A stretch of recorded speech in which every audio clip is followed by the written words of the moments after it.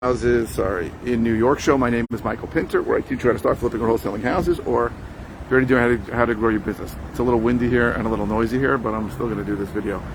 So I've got a question about building buyers lists. Now, when I started, I had questions like, is it better to build a buyers list first or build a buyers list after you get a deal? And I really didn't know the answer when I started, but I feel very strongly about it right now, and that is, it is much better to build a buyers list after you have a deal. So when I first started, there were people talking about reverse wholesaling, which sounded amazing. You find the buyers, you find out what they want, then just get them what they want and make tons of money.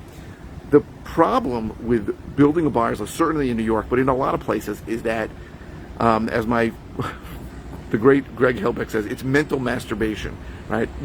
Feels good, but it's not really what you want to be doing, because you're talking to people and asking them, hey, if I have something to make you money, do you want it? And everybody's going to say yes.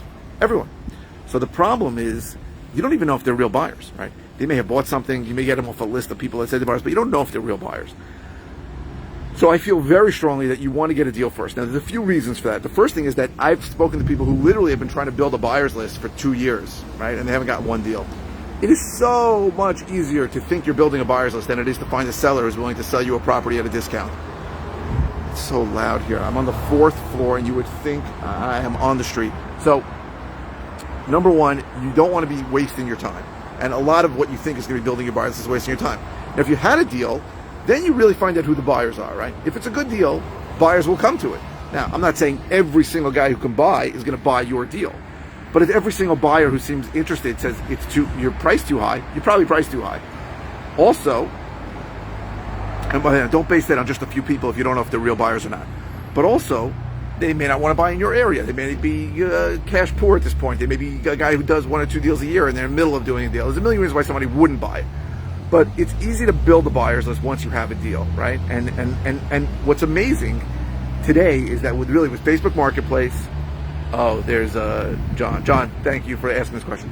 With Facebook Marketplace and with PropStream, you really have a good access to a lot of people who seem to be cash buyers.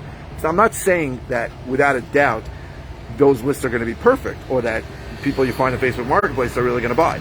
But I have found that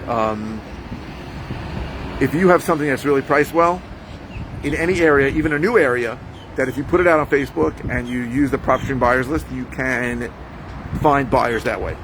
Now, in New York, this is a much bigger problem, right? Because in New York, you're going to have to put a big EMD, a big earnest money deposit down, and you're not going to have any inspection contingency 99 out of 100 times. In other places, though, if you can lock something up under contract for a minimal deposit or no deposit, and have an inspection contingency, that really solves the whole problem, because it's non-risk. John's asking, how do you like using those PropStream lists, skip trace to LLC buyers, or PropStream as a direct list for buyers? To be honest, I've never used a PropStream list in my area, but I think they have a list of buyers in an area, and then I think you have to skip trace it. You can skip trace it with PropStream, or you can skip trace it elsewhere. Again, a lot of the issues people have when they get into this business, both on the seller side and the buyer side, is that they buy a list, skip trace the list, start calling the numbers, and most of the numbers are wrong. Well, here's a little nugget. Most of the numbers are going to be wrong, right? You think about it, if you're using a decent skip tracing service, they're going to have 3 to 8 numbers for each person. Most people don't have 3 to 8 phone numbers. So most of the numbers when you get skip trace a list, again, whether it's sellers or buyers, are going to be the wrong numbers. Most of the people that answer the phone and are the right people are not going to be the right people. Are not going to be people who are actually buyers or actually sellers, right? You have to funnel these lists down. Now think about if you get a list of 1,000 potential buyers and you get 10 good buyers in your area, you'll get a good idea on any potential property you have. And I tell people to work with a list of potential sellers of 10,000, and that should get them one deal, right? One deal a year. It's a lot of work, but you don't just get one deal, which is going to pay for all your time and effort. You're going to get leads in that pipeline that are going to turn into more deals later. I remember I had one guy on YouTube. He goes, "This sounds like a lot of work for not a lot of return, right?" Because and why did he say that? Because there are a million gurus out there who say get into this business, it's risk free, and in 3 weeks you'll have a check for $20,000. I don't bullshit you, right? I'm telling you the truth. In New York, it's a long process, it's a hard process, but it's worth it, right? Because we make more money. I average over $30,000, I think around $35,000 for each wholesale deal.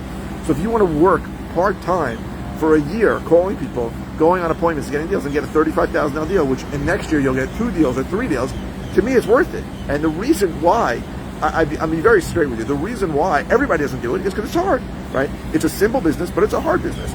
If you want something that's easy, this is not the business for you, regardless of the hundreds of gurus out there who promise you this is simple and easy. It's simple, but it is not easy. It's hard. So I would say, I'm just waiting for these trucks to move, unfortunately. I would say that you should always find buyers after you have a deal. It's a much better way to go about your business. And even if it's in a new area, use Facebook Marketplace. If you don't have a deal, the problem is if you go and use Facebook Marketplace, you can't. Listen, I get a dozen inquiries a week. Hey, can I put you on my buyers list? What's your criteria? And people call me with that. When I do that, I say, listen, I want to be straight with you. I know you're starting out. I'm going to give you 5 minutes of my time for free. Don't do what you're doing. And they go, why not? This guy told me I should. I said, because you actually found a real buyer, but most of the people you're going to call, you're not going to know if they're real or not. Don't waste your time with buyers. You can always find buyers. I say this all the time. If you find a good deal, there will be buyers. There will be money. There will be attorneys. There will be all of the services will come to you. All these things flow to good deals. Every lender wants to lend. Every buyer wants to buy. They want that. But if you have a shitty deal, and you may not know what a good deal is, or a shitty deal is at the beginning. That's one of the big advantages I provide if you use me, is that I can tell you what a good deal is. There's a lot of construction going on in the area that I am staying. They're building this building right here. So money, buyers, all of the ancillary services, they all flow to good deals. If you find a good deal, you'll find those things. So don't worry about it. And don't worry about, well, if I didn't find the best buyer, I'm going to sell this at a little less. Who cares? Get the deals. I'm in Bal Harbor, Florida right now. Or Bay Harbor Islands, right near Bal Harbor. So I would say without a doubt, I feel very strongly, even in a new area, wherever you are, or an area you know, find the deals first, the buyers will come later. So I hope this was helpful. I'm cutting these short because I'm on vacation. I hope this is helpful. If you're interested in all the ways that can help you, go to howtoflipnewyork.com or learntoflipandwholesale.com. If you are watching on YouTube, please subscribe. If you're watching on any media channel, please click the thumbs up. The likes really help the algorithm. A lot more people are seeing my videos, so thank you for everyone who's been clicking thumbs up. And what else? Oh, please keep the comments and the questions coming. This came from a question. Thank you, John. I post 5 times a week. Very often I have no idea what the hell to say. So you can ask any question or comment about anything. It does not have to be about the topic of the video. If it's something that, if it's something simple, I'll just reply with an answer. If it's something I've covered recently, I'll send you a link to a video. And if it's something brand new, or something I haven't covered in a while, because I did cover buyers list a long time ago. If it's something I haven't covered in a while, then I will be happy to do a brand new video on it. So thank you very, very much for watching.